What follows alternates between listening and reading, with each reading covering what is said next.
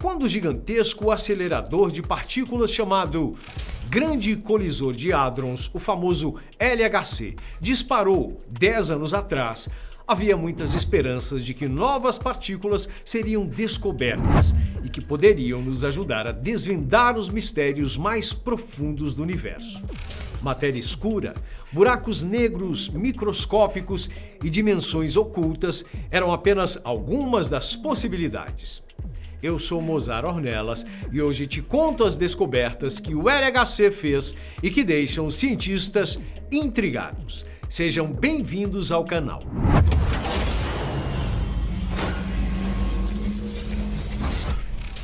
Se você não é muito antenado no mundo da física, com certeza deve estar se perguntando o que é esse tal de LHC. Bom, como eu disse no início, se trata do Grande Colisor de Hadrons, ou Máquina do Big Bang, como é popularmente conhecido. O LHC é um acelerador de partículas, ou seja, é usado para aumentar a velocidade de partículas carregadas, tais como a alfa e os prótons, para que elas possam bombardear núcleos atômicos e vencer a repulsão que existe entre eles. O LHC fica na periferia da cidade de Genebra, na Suíça, e é formado por um enorme tubo circular com circunferência de 26 km e 700 metros e outros 7 metros de diâmetro. Ele é subterrâneo, ficando a cerca de 100 metros abaixo do solo. E sua construção durou 20 anos e custou 10 bilhões de dólares. O LHC é um dos experimentos do CERN, Organização Europeia para a Pesquisa Nuclear, onde a internet foi inventada. Dito isso, vamos ao que interessa. Quais foram as descobertas misteriosas que o LHC fez? Um grupo de mais de 100 pesquisadores de 8 países encontrou evidências da existência de uma partícula chamada Oderon, que na verdade não é uma partícula, e sim algo chamado de quase-partícula.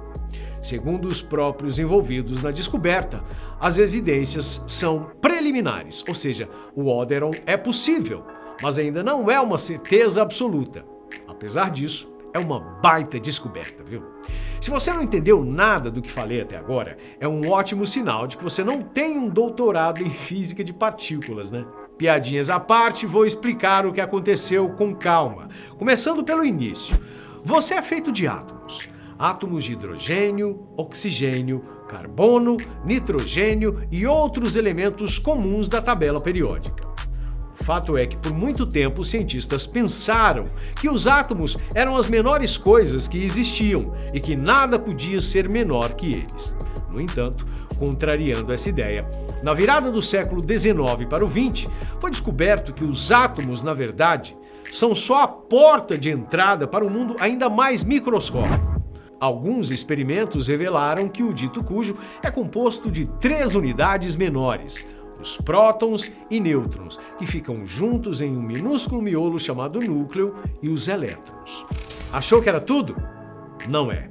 Em 1970, foi descoberto que os prótons e os nêutrons são compostos cada um por 3 unidades ainda menores, chamada quarks, que existem em 2 variedades, a up e a down.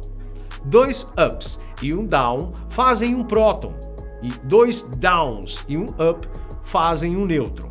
Receita de bolo, hein?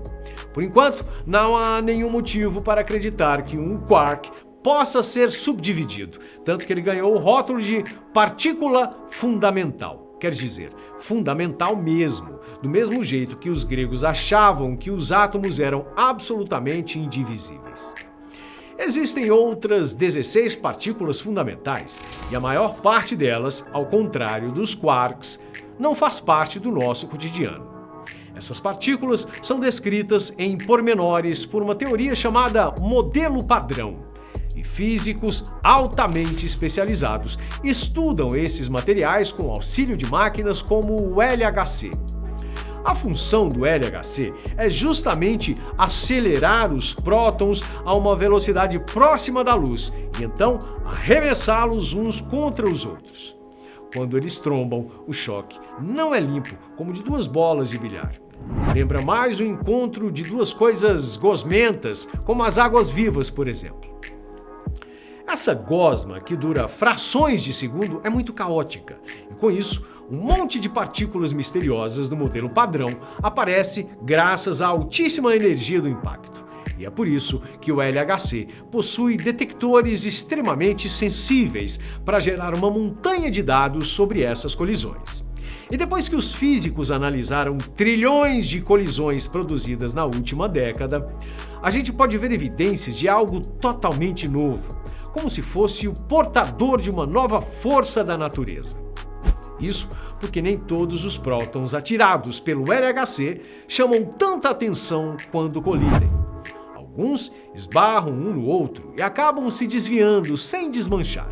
Na década de 70, alguns físicos previram um fenômeno que poderia ocorrer quando um próton dá uma dessas esbarradas de leve em outro próton, o óderon.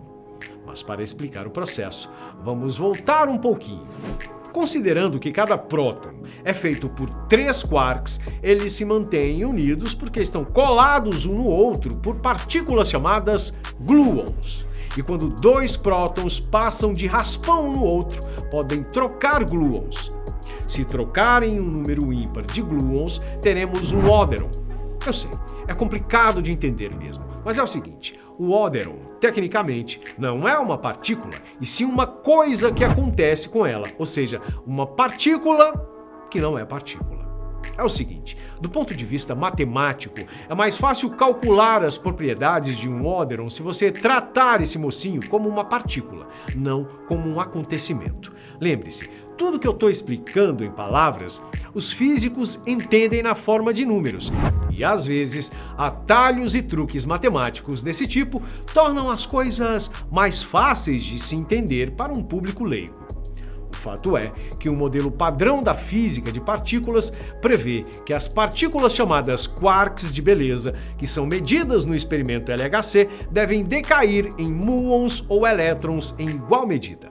No entanto, o novo resultado sugere que isso pode não estar acontecendo, apontando para a existência de novas partículas ou interações não explicadas pelo modelo padrão. E nessa bagunça, às vezes aparecem padrões estranhos. Algumas partículas entram e saem no piscar de olhos, outras vezes aparecem em sequência ou padrão, ou nem em flashes de partícula, mas em vibrações. É exatamente nessa parte que os físicos e matemáticos têm uma dúvida. Eles podem tentar descrever essa bagunça que acontece na colisão ou podem simplesmente chamar esses padrões de partículas, mas com propriedades estranhas. As quase-partículas nasceram dessa escolha que os estudiosos fizeram. Elas são padrões rápidos e efervescentes ou ondulações de energia que aparecem no meio de uma colisão de partículas de alta energia. Matematicamente falando, é complicado e precisa de muito trabalho para descrever o que acontece. Então, os especialistas fingem que esses padrões são suas próprias partículas. E voltando aos óderons, eles aparecem quando um número ímpar de quarks pisca e desaparece rapidamente na colisão de prótons e antiprótons. E se os óderons estiverem presentes nessa colisão, vai ter uma pequena diferença nas seções transversais de colisões entre as partículas. Com isso, se vários prótons forem batidos juntos, existe uma seção transversal para essa interação. Em um mundo sem os óderons, as colisões deveriam ser idênticas, mas eles mudam o quadro e levemente as seções transversais. Mozart, então, quer dizer que finalmente temos evidências de uma nova física? Talvez sim, talvez não. Ainda há muitas medições para se fazer no LHC. Você pode esperar que algumas delas saiam do modelo padrão. E nunca podemos descartar totalmente a possibilidade de que haja algum viés nos experimentos que não consideramos antes, certo? No final das contas, tudo só vai ficar claro com mais dados. O LHC está passando por uma grande atualização para aumentar drasticamente a taxa de registro dessas colisões. Mas mesmo se a anomalia persistir, provavelmente só vai ser totalmente aceita quando um experimento independente confirmar os resultados. O que isso poderia significar para o futuro da física fundamental? Olha só. Se o que estamos vendo é realmente o precursor de novas partículas fundamentais, vai ser finalmente a descoberta que os físicos têm esperado por décadas. Teremos visto algo que está além do modelo padrão, o que, em última análise, permitiria desvendar uma série de mistérios do universo. Isso inclui a natureza da matéria escura invisível que preenche o universo ou a natureza do bóson de Higgs. Pode até mesmo ajudar os teóricos a unificar as partículas e forças fundamentais. Ou, talvez, o melhor de tudo, pode apontar para algo que nunca consideramos. Por hoje é só. Espero que tenha gostado do vídeo e não esquece de sugerir outros temas para os próximos, hein? Um abraço, fique com Deus. Tchau!